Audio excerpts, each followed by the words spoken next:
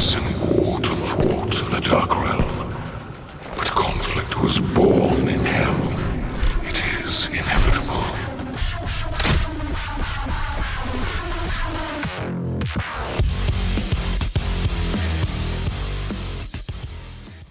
What is up, everybody? Hope all is well.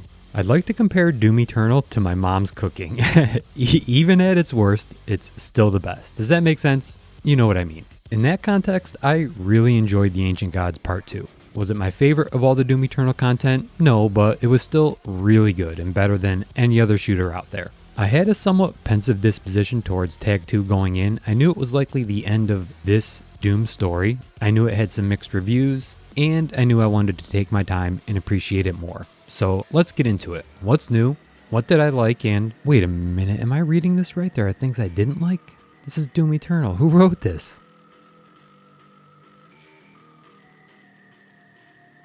At the end of Ancient Gods Part 1, I'd summoned the Dark Lord himself. And to my surprise, he was me? In their world? What? Or was I him in this world?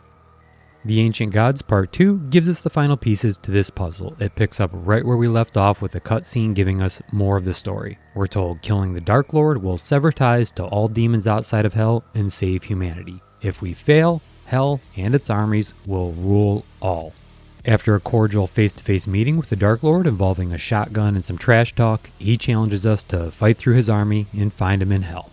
We're then teleported to the Steeps. It starts in a lush green mountainscape with some soft combat and platforming. Here's our first new thing in the DLC, grapple points. This is an amazing mechanic and changes platforming from annoying to fun, at least for me personally. It's less like Squid Games and more like Spider-Man. The World Spear gives us 3 new enemy types. The first are Screechers, think buff totems but with legs. When you kill them, they scream and enrage nearby demons. Next, we've got Armored Barons. These guys are invulnerable until a timed skill shot to their mace breaks off their armor. And finally, Stone Imps, everybody's favorite. These guys have a rolling attack that dazes you, and they're tough to kill except with the full auto shotgun or the Sentinel Hammer. What's the Sentinel Hammer, you ask? Well, you'll eventually encounter Commander Valens, an old Sentinel buddy. He gives us this wickedly OP weapon. I think he even whispers that when he gives it to us. Hey, this thing's wicked OP, dude. Commander Valens sounds like a stoner or something. The Sentinel Hammer has an AoE stun and can be comboed with other abilities to get health, armor, and ammo. It's charged quickly via breakpoints, glory kills, and pickups. The World Spear also introduces us, actually reintroduces us to the Doom 2016 version of Gore Nests, now called Escalations. These were mandatory in 2016, but they were optional in Doom Eternal until now. They have 2 rounds. Completing the first grants you a Sentinel Hammer buff like it wasn't already powerful enough, and it gives you access to continue the campaign. The second round is optional. It's more difficult, but it awards a special skin. Both are totally worth doing. They're the best fights in the game in my opinion. The enemy combinations and pacing are insane. Peak arena combat, hammer aside.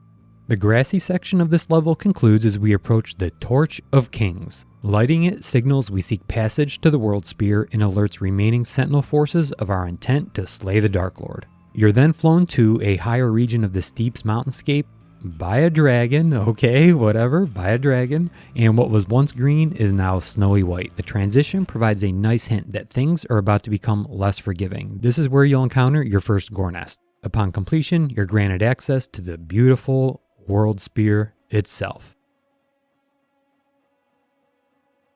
It's exotic and alien looking, but no fights happen here. It serves only as a conduit to the next level, Reclaimed Earth. You arrive at Reclaimed Earth with the goal of finding the Gate of Davoth. It's the only known entrance to Immora, the center of Hell. I understand opinions on this level's aesthetics are somewhat divided. A lot of people say it's not dark and doomy enough, and to an extent I agree, but I still think it's incredible. Reclaimed Earth is a lot like Hell on Earth from the base game, just less demonic. I think it does a nice job showing how its level design has leveled up. The lighting and clutter in particular are great. Progression through this level is more Doom typical. No more dragons, I'm afraid. Instead, you're simply navigating through arenas and cityscapes and buildings. We also get our 4th and 5th new enemies of the DLC in Reclaimed Earth, the Riot Soldier and Cursed Prowler. Riot soldiers, despite the invincible shield, are just cannon fodder. The way they creep towards you reminds me of that Death by Zamboni scene from Deadpool. They're a threat, but not really, you know what I mean? In Curse Prowlers, these guys are the worst. They curse you so you can't jump, dash, or see well. It also drains your health, and the only way to kill them is with a blood punch. To me, they just feel, I don't know, forced. There's no skill check here. You just chase them down and swing, but whatever. New enemy, I'll take it. And at the end of Reclaimed Earth, you find the Gate of Davoth. It takes you to the next level, the most ancient parts of hell, Immora. Freaking epic.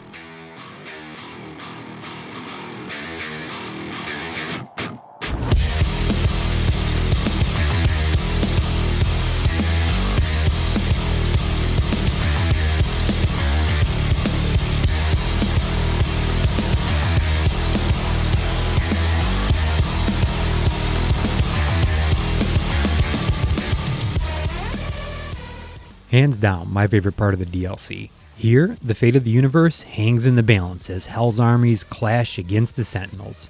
In the background, Atlan giants battle Hell's titans and the ground quakes. In the foreground, Sentinel soldiers clash with imps and troopers as battle cruisers fill the air. Twisted bones and rocks make up the hellish landscape, contrasted by gorgeous alien buildings. It all serves as an epic backdrop for your battle into the city of Immora itself. And the fights inside are nuts. Double marauders with armored barons and tons of screechers, anyone? I mean, jeez, this is crazy. You can feel Doom throwing everything at you in Immora, and rightly so, you're literally standing at Hell's gates. Eventually, you spot the Dark Lord and follow him to his demonic citadel for the final level and final fight. Everything you've done in Doom Eternal, every gunshot and glory kill, comes down to this.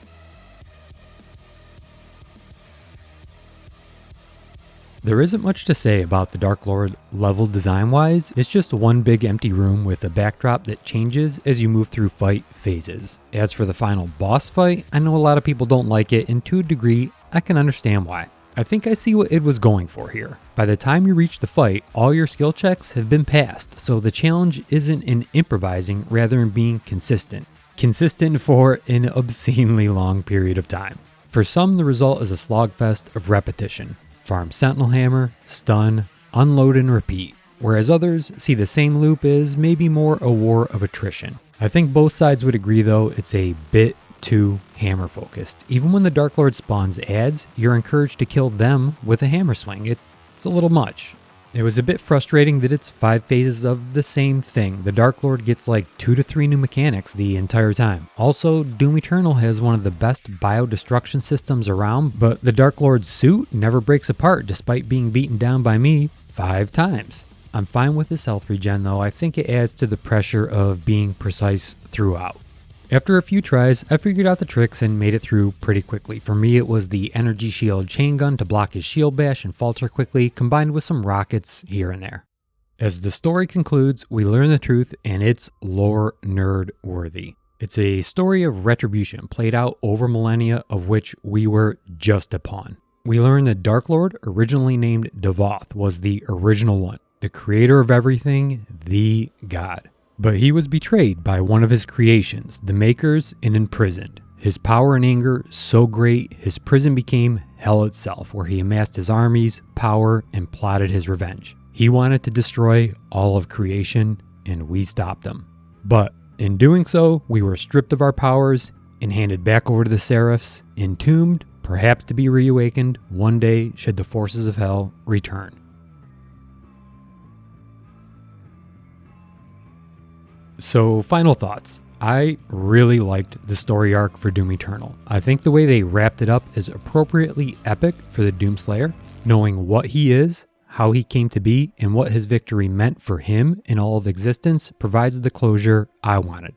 If it's done with the Slayer's story for now, I'm fine with that. I think this game is in a rare class where it's so good and so loved that it's better to wait until it has real purpose in creating more content. Gameplay wise, what can I say? It's more Doom Eternal. Doesn't get any better. And with that, like the Doomslayer, I'm done. Thanks for taking the time. Take care of one another, and I will see you soon.